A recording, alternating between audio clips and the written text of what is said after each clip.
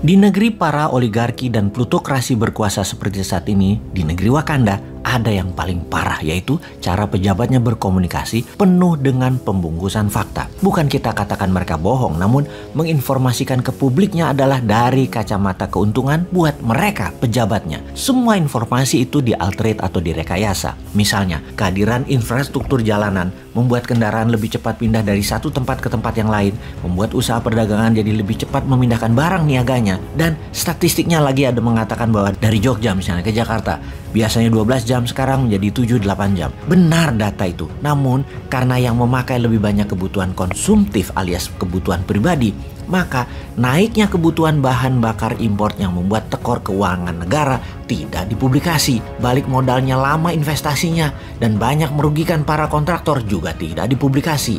Ini maaf loh ya, cuman kritik bukan niat nyinyir, karena kita ingin memperbaiki cara bernegaranya, terutama komunikasi ke publik agar menjadi jujur, agar membuat masyarakat pintar, bukan membuat masyarakat bodoh. Kita semua tahu deh bahwa ada pejabat-pejabat di negeri yang saat ini memang disarankan mau jualan diri untuk menjadi kandidat presiden di tahun 2024 yang memang diprogram dan ditarget. Mereka itu salah satunya adalah SM, AH, ET, dan beberapa orang lagi yang didorong dan direstui untuk maju ke 2024. Karena itu mulailah siapapun, bukan para menteri incumbent tetapi para pejabat, mulailah menggunakan fasilitas jabatan untuk menjual diri kesuksesan, sampai award pun dibeli pakai anggaran Pemda dan anggaran departemen. Gak peduli mereka. Jadi apa yang mereka lakukan? Ya mengelola data ke publiknya demi kepentingan mereka, yaitu semua hal dibuat dramatis sampai lebay, bahkan over berlebih-lebihan sekalipun. Gak peduli mereka, toh rakyatnya bodoh. Misalnya kasus penerimaan pajak kali ini ya, bukan main, sangat dramatis.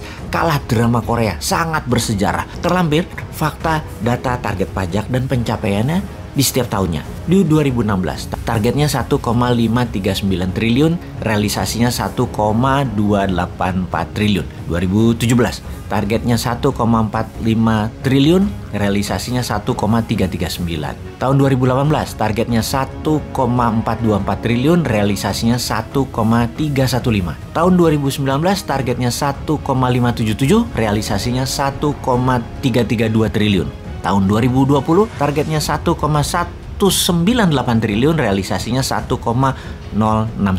Kemudian tahun 2021 targetnya 1,229 triliun, realisasinya 1,23 triliun, 100%. Tahun 2021 ini bersejarah. Untuk pertama kalinya setelah bertahun-tahun, realisasi penerimaan pajak 100% lebih. Keren ya. Jadi kalau kalimatnya melihat sepotong, 2021 targetnya 1,229 triliun, realisasinya adalah 1,23 triliun, 100%. Itu prestasi.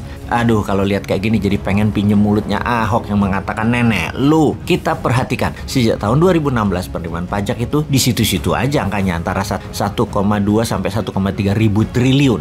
Maka jika ada pejabat bilang pencapaiannya 100% itu bersejarah, ya kita jadi mikir, bener sih penerimaan targetnya 100%, tapi yang dilakukan adalah menurunkan target pencapaian.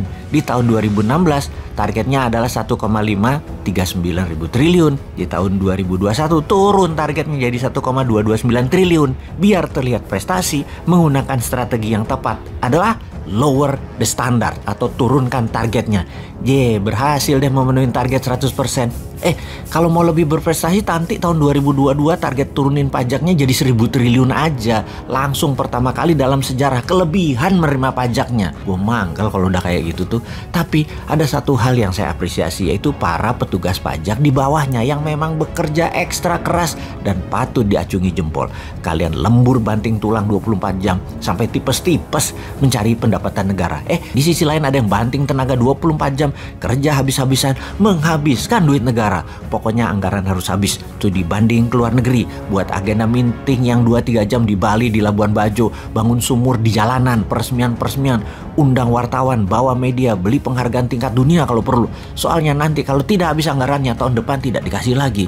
Sungguh, itulah sisi belanja yang tidak bisa ditekan, malah dihambur-hamburkan untuk hal yang tidak produktif. Belanja negara ternyata tidak bisa dikurangi, malah naik. Karena itu, kalau mau jujur harusnya memberitakannya bukan keberhasilan 100% pencapaian pencapaian pajak. Tetapi anggaran belanja yang terbesar sejarah, gapnya harus diakui bahwa selisih tahun 2022 adalah hampir 900 triliun, adalah terburuk sepanjang sejarah, dan menutupinya pakai hutang. Tapi kan nggak mungkin, itu kan mencoreng gelar terbaiknya yang nggak bakal dilakukan lah. Nulis berita kok jujur, bodoh namanya. Punya jabatan, punya uang anggaran, dan punya dukungan mayoritas penduduk, ya harus dimanfaatkan toh.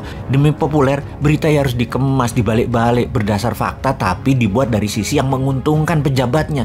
Demi 2024, herannya masyarakat pendukungnya masih mayoritas. Kalau kita memberitahu kebenaran yang sebenarnya, dikatakan anti pemerintah. Cuk, ini nggak anti pemerintah, ini anti pembalikan fakta yang tidak mendidik utekmu.